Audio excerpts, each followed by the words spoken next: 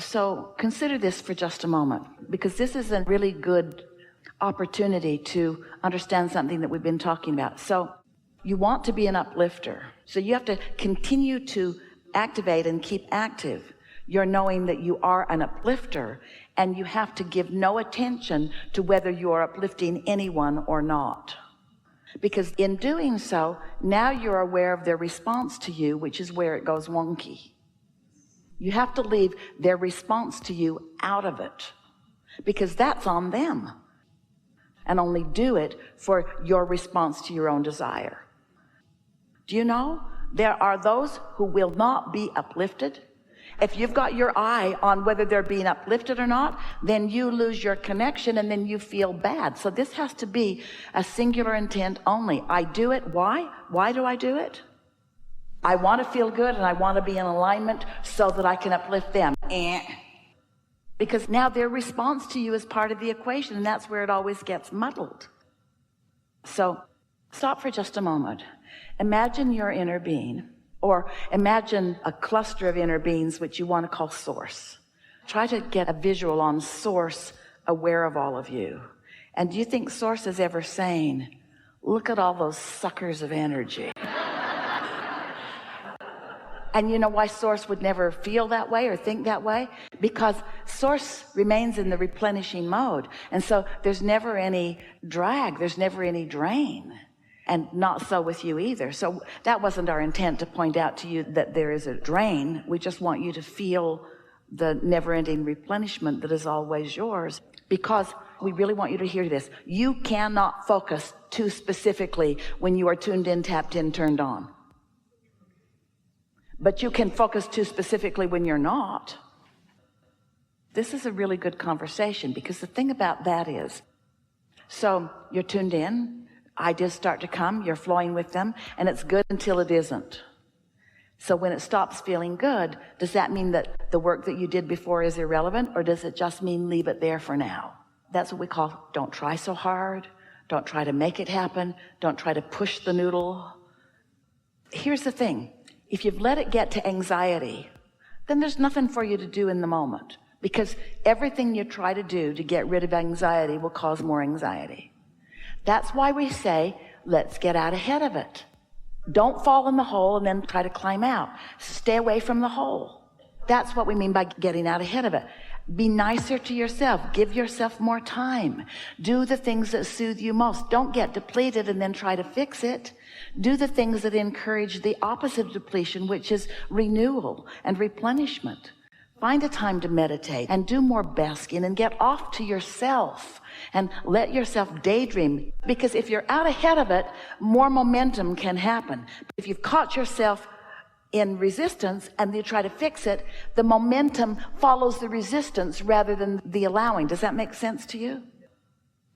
Whatever's most active within you, that's the direction that it's going to go. A while back, and Esther demonstrated it for friends the other day, we encouraged Esther to take a piece of paper and in one corner write something that was representative of good things she wants. And in the other corner of the paper, we asked her to put a symbol that was evidence or an indicator of things unwanted. And then we asked her to make herself a dot right in the middle of the bottom of the paper. And then we asked her to just begin daydreaming. And so she thought a thought that was in harmony with all the good things she wants. We just began drawing a little line from where she was in that direction. And as she thought more, then more. And as she thought more, then more.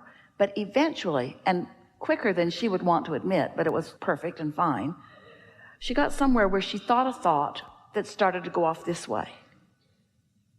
In other words, it was a action thought, a what I need to do thought, or an old belief thought.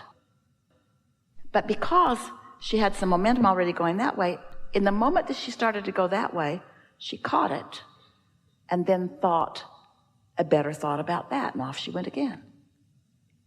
And then another thought sort of tried to take her over there, but she caught it and thought a better thought, and off she went. Now this is another way. In other words, you can, if you're in a good feeling place and you are sensitive to the way you feel, You can think the thoughts deliberately.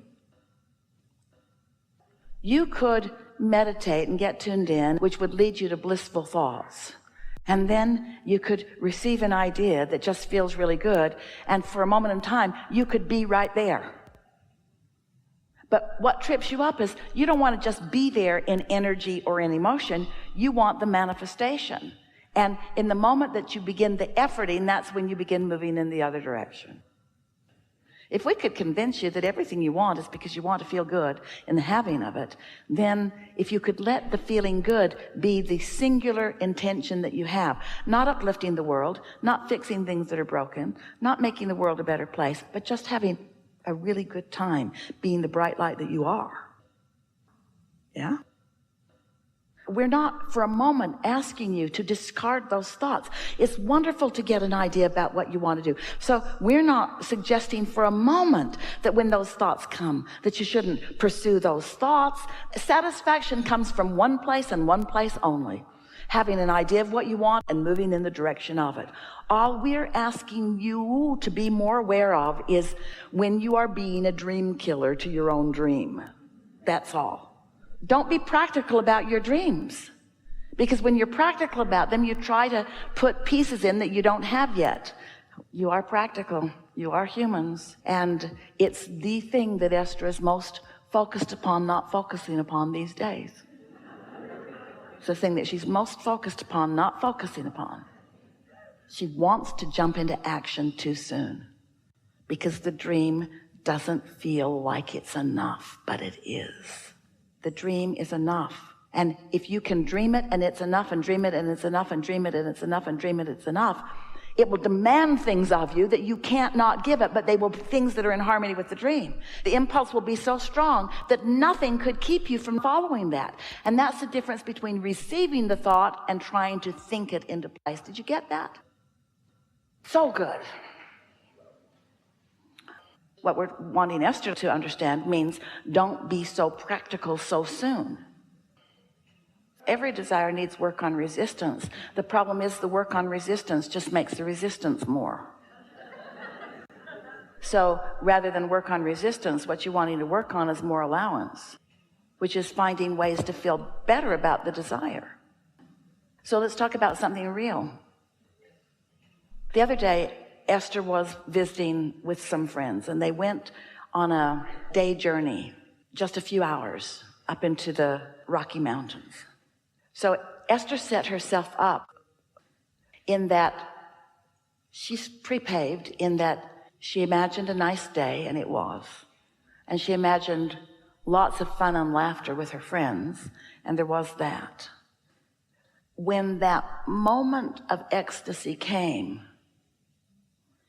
it was just momentum. There had been no subterfuge to the momentum, which just meant, I like this, I like this, I like this, I like this, I like this, I like this, I like this, I like this, I like this, I like this, I like this, I like this, I like this, I like this. And soon there is a crescendo that just takes your breath away. And you feel like the most blessed and the most loved. But most people don't do that. Most people say, I like this, not that so much. I like this, not that so much. I like this, I could do without that. And so the momentum doesn't build to that place of ringing your bells in that way. Does that make sense to you? Now that's just an example of a few hours in a car together. But your whole life is that way. This is good, this isn't. This is good, this isn't. This is good, this isn't. The subject here is the subject of momentum. Esther translates into some of her old-fashioned vocabulary that many of you may not even be able to relate to. It's like priming the pump. Priming the pump. Did you ever prime a pump? Sometimes you have to suck on a hose to get it going, and then once it gets going, then so priming the pump, or get out ahead of it, segment intend, look for positive aspects. You cannot be practical because your practicality will kill the momentum. That objectivity, that practicality is, I really want more money, but I don't have enough right now. I really want more money, but my family never had enough money. I really want more money, but my job just doesn't pay enough. I really want more money, but so there's not an allowance of the laws of the universe to help you out. So it takes some decision, and we like determination, but we want your determination to be focused upon the determination to find the best feeling thoughts. And if you find yourself working too hard at it, then it's not really a good exercise. So the easiest thing to get momentum going is to find something that it's easy to get momentum going about. Now we're going to give you something here that's going to help you enormously. This will make sense to all of you. It's our favorite way of explaining this. Every subject is two subjects, like the end of the stick that has what you want on it and the end of the stick that has the absence of what you want on it. I want more money is one end of the stick. I don't have enough money is the other end. So let's say that that's not the only stick in the pile. There's the money stick, there's the relationship stick, there's the way I earn my money stick, there's the friendship stick, there's the lover stick, there's the where I live stick, there's all this bundle of sticks. And let's say that you've decided that you're going to identify and isolate feeling good on the money stick. So you think about it, but the other end of the stick, you've practiced it more. So every time you try to think about or daydream about more money, you just become more practical and realize that you don't have enough. So you try, but it's a struggle and you never really get there. And then you feel like you're not good at this. But what if in that pile of sticks, there was a really good feeling stick? Maybe it's your dog, your little dog. That cute little dog that licks your face, that cute little dog that you have never had anything but a blissful thought about. You just can't bring yourself to do anything but love that dog. Do you have one of those dogs? Do you know one of those dogs? So that little dog, as you're thinking about that little dog, you're thinking about that little dog, and it's so easy to be on that end of the stick. And so you think about the little dog, you think about cute little dog, that dog that waits for you and loves you and is so unconditional in that love and so really adorable. Think about the pictures of that dog that is so easy for you to love. So that's the stick that you're focused upon. And the other end of the stick just is not activated at all. By activating that end of that stick, you now have access to that end of all of those sticks. Now you might jump to the money stick, in which case you'll go to the other end. But it takes a minute. And meanwhile, you did good work on all the end of all those sticks if you just understand that it's a vibrational thing that you're doing here.